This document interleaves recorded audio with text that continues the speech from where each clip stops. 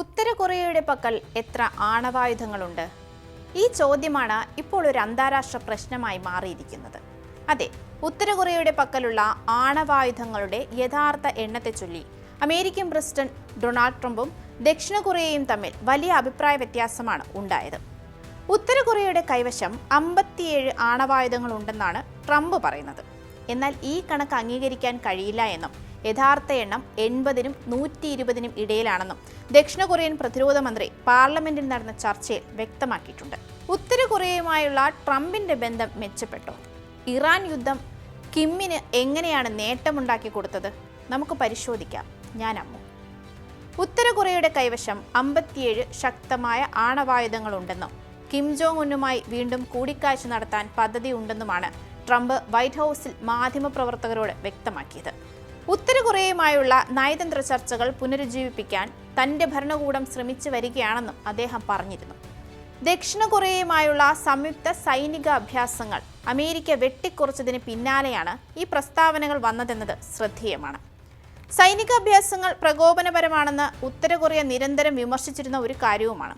നയതന്ത്രപരമായി ഉത്തര കൊറിയയും ട്രംപും തമ്മിലുള്ള മാറ്റങ്ങൾ വലിയ രീതിയിൽ ചർച്ചയായിട്ടുണ്ട്. എങ്കിലും ട്രംപിന്റെ മൃദു സമീപനം തങ്ങളെ ഒരു ആണവ ശക്തിയായി ലോകം അംഗീകരിക്കുന്നതിന് തുല്യമായാണ് ഉത്തര കൊറിയ കാണുന്നത്. ആണവായുധങ്ങളുടെ കാര്യത്തിൽ ട്രംപ് പറയുന്ന 57 എന്ന കണക്ക് യാഥാർത്ഥ്യവുമായി പൊരുത്തപ്പെടുന്നില്ല എന്നാണ് ദക്ഷിണ കൊറിയൻ പ്രതിരോധ മന്ത്രാലയത്തിന്റെ വിലയിരുത്തൽ. Stockholm International Peace Research Institution പുറത്തുവിട്ട കണക്കുകൾ പ്രകാരം ഉത്തര കൊറിയ ഏകദേശം 60ഓളം വാർഹെഡുകൾ സമാഹരിച്ചിട്ടുണ്ട്. കുറഞ്ഞത് 30 എണ്ണം കൂടി നിർമ്മിക്കാനുള്ള അസംസ്കൃത വസ്തു പക്കലുമുണ്ട് എന്നാണ് വിലയിരുത്തപ്പെടുന്നത്. അമേരിക്കൻ കോൺഗ്രസ് റിസർച്ച് സർവീസിന്റെ റിപ്പോർട്ടും സമാനമായ സൂചനകളാണ് നൽകുന്നത്. 2018-ലും 2019-ലും ട്രംപും കിം ജോങ് ഉന്നും തമ്മിൽ ചരിത്രപരമായ ഉച്ചകോടികൾ നടന്നിരുന്നെങ്കിലും ആണവായുധങ്ങൾ ഉപേക്ഷിക്കണമെന്ന അമേരിക്കയുടെ ആവശ്യത്തെ തുടർന്ന് ചർച്ചകൾ വഴിമുട്ടിയിരുന്നു.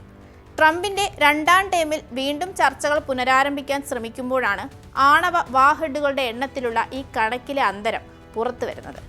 അത് തന്നെയാണ് ചർച്ചയാകുന്നതും. ട്രംപ് ഭീഷണി നിസ്സാരവൽക്കരിക്കുന്നത് തങ്ങളുടെ സുരക്ഷയെ ബാധിക്കുമെന്ന് ദക്ഷിണ കൊറിയ ഭയപ്പെടുന്നുണ്ട്.